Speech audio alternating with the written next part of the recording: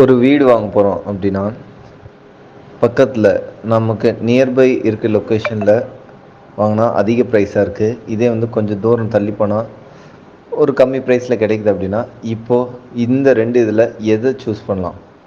First நம்ம பார்க்க வேண்டியது நம்மளோட பட்ஜெட் என்னன்னு கேல்குலேஷன் பண்ணணும். 50 லேக் 60 லேக் அந்த மாதிரி என்ன பட்ஜெட்டோ அந்த பட்ஜெட்டை கேல்குலேட் பண்ணிவிட்டு ஒரு 10 கிலோமீட்டர்ஸ் வரைக்கும் நம்ம தள்ளி போகலாம்.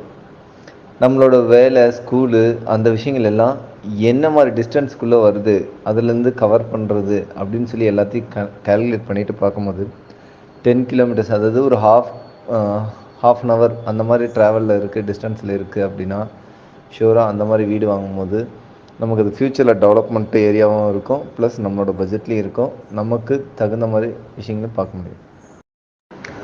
ஒரு வீடு வாங்க போகிறோம் அப்படின்னா பக்கத்தில்